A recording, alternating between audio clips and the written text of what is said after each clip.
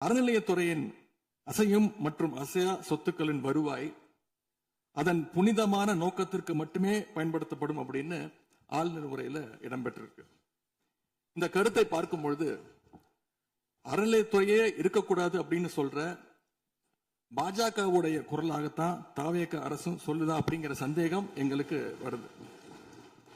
பாஜகவும் வலதுசாரிகளும் சொல்றது இதுதான், அறநிலையத்துறை பள்ளி கல்லூரிகளை நடத்தக்கூடாது, அறநிலையத்துறை பள்ளி கல்லூரிகள் நடத்தக்கூடாது அப்படின்னு சொல்லிட்டு இருக்கிறாங்க.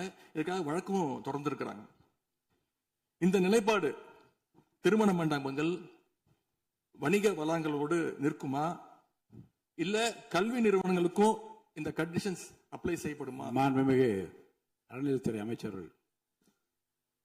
மாண்புமிகு பேரவை தலைவர் அவர்களே, மாண்புமிகு தமிழ்நாடு முதல்வர் அவர்களே, அறநிலையத்துறையை பொறுத்த வரைக்கும் கோவில்களின் வருமானம் கோவில்களில் வரக்கூடிய பக்தர்களுக்காக செலவிடப்படும் என்பதை நம்முடைய ஆளுநர் உரையில் இடம்பெற்றதுதான் அதனுடைய சாராம்சம். இன்னொன்று, சமீபத்தில் வெளியிடப்பட்ட திருமண மண்டபங்கள் மற்றும் வணிக வளாகங்கள் அந்த பணிகள் துவங்கப்படாத பணிகள் நிறுத்தப்பட்டது என்பது, இந்த பணிகளை பொறுத்த வரைக்கும் நாம் ஆராய்ந்த வரைக்கும் அந்த கோவில்களில் பொதுமக்களுக்கு தேவையான அடிப்படை வசதிகள், பொதுமக்களுக்கு தேவையான தங்குமிட வசதிகள், பொதுமக்கள் பக்தர்கள் வரப்போது அவர்களுக்கு தேவையான அடிப்படையிலான கழிப்பறை வசதிகள் போன்ற இந்த வசதிகளை மேம்படுத்துவதை காட்டிலும் இவர்கள் கமர்ஷியலாக கோவில்களுக்கு திருமண மண்டபங்கள் கட்டுவதிலும் வணிக வளாகங்கள் கட்டுவதிலும் அதன் மூலமாக வருவாய் ஈட்டுவதை மட்டுமே குறிக்கோளாக வைத்துக் கொண்டு இந்த திட்டங்களை துவங்கியதன் காரணமாக மேலும் அதன் மீது பல்வேறு நீதிமன்ற வழக்குகள் ஸ்டே ஆர்டர்ஸ் இருப்பதனால நாம் அதையெல்லாம் ரத்து செய்து அறிவிச்சிருந்தோம். இதற்கு ஒரே ஒரு உதாரணமாக, எந்த அளவிற்கு கோவில்களை கமர்ஷியலாக மாற்றுவதற்கு கடந்த ஆட்சி காலத்தில் முயற்சி செய்து கொண்டிருந்தார் என்பதற்காக ஒரே ஒரு சிறிய உதாரணத்தை மட்டும் சொல்லிடுறேன்.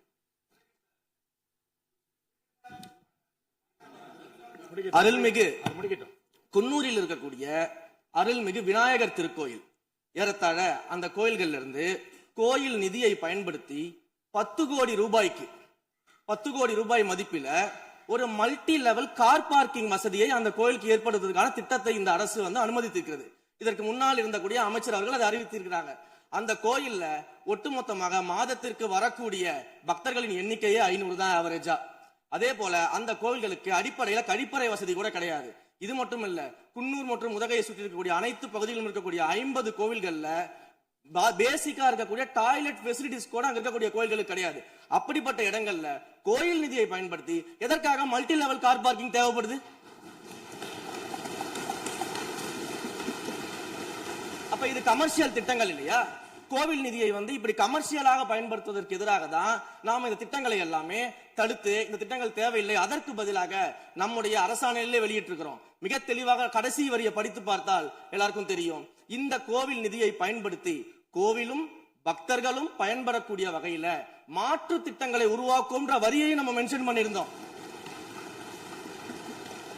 எந்த இடத்திலையுமே மக்கள் பயன்படக்கூடிய கல்வி நிலையங்களையோ இல்ல இது போன்ற மருத்துவ வசதிகளையோ நாம செய்து தரமாட்டோம்னு சொல்லல.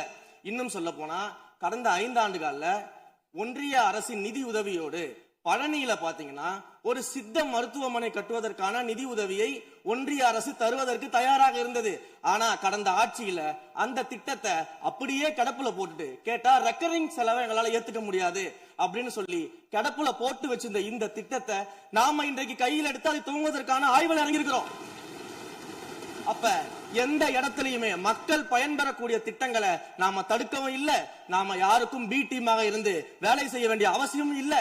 கோயில்களின் நிதியை ஒரு காலமும் கமர்ஷியலாக பயன்படுத்த வேண்டிய அவசியமும் மாண்புமிகு தமிழ்நாடு முதலமைச்சர் தலைமையிலான தமிழக வெற்றி கழகத்தின் ஆட்சிக்கு தேவையும் இல்லை.